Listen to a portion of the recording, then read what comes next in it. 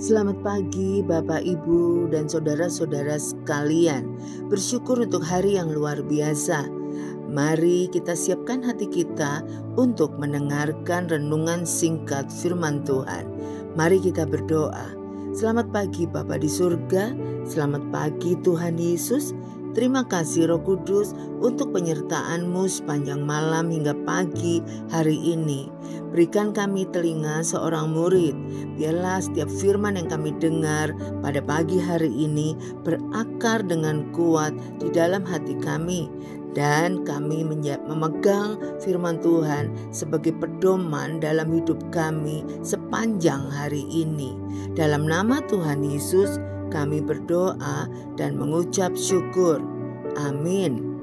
Tema kita hari ini, tak mau menyapa, diambil dari Kejadian 37 ayat 1 sampai 4. Adapun Yakub, ia diam di negeri penumpangan ayahnya, yakni di tanah Kanaan. Inilah riwayat keturunan Yakub. Yusuf tatkala berumur 17 tahun, jadi masih muda, biasa mengembalakan kambing domba bersama-sama dengan saudara-saudaranya, anak-anak Bilha dan Silpa, kedua istri ayahnya. Dan Yusuf menyampaikan kepada ayahnya kabar tentang kejahatan saudara-saudaranya. Israel lebih mengasihi Yusuf dari semua anaknya yang lain, sebab Yusuf itulah anaknya yang lahir pada masa tuanya, dan ia menyuruh membuat jubah yang maha indah bagi dia. Setelah dilihat oleh saudara-saudaranya bahwa ayahnya lebih mengasihi Yusuf dari semua saudaranya, maka bencilah mereka itu kepadanya dan tidak mau menyapanya dengan ramah. Sebut saja namanya Dani, ayah dari 3 anak yang beranjak remaja. Sebagai orang tua, Dani ingin ketiga anaknya hidup rukun dan saling mengasihi. Benih sakit hati atau kebencian sedapat mungkin tidak boleh mendapat tempat dalam hati mereka. Setiap masalah atau konflik harus segera diselesaikan. Menariknya, Dani tidak hanya cakap mengajarkan teori mengenai hidup rukun dan menyelesaikan konflik, tetapi ia sendiri memberi contoh.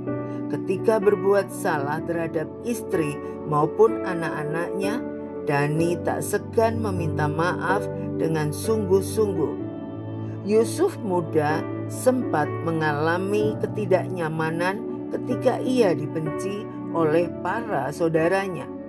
Perlakuan spesial Yakub kepada Yusuf menjadi pemicunya ketika para saudara Yusuf tidak mau menyapanya dengan ramah. Namun sayang, tampaknya Yakub tidak menyadari bahwa prahara dalam rumahnya disebabkan oleh tindakannya.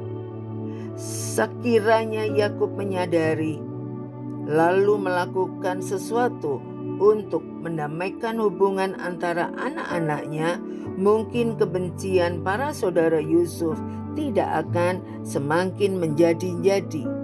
Sebagai orang tua, Yakub bukannya memastikan agar keluarga besarnya hidup rukun, tetapi justru menjadi pemicu adanya perselisihan dan kebencian bersemi dalam diri mereka.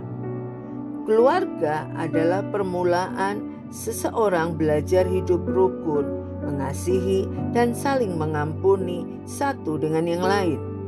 Masihkah hal itu diajarkan dan dipraktekkan dalam keluarga kita? Mari belajar dari kesalahan Yakub dan jangan biarkan kondisi yang sama terjadi dalam keluarga kita, karena dampaknya akan sangat kita sesali kelak.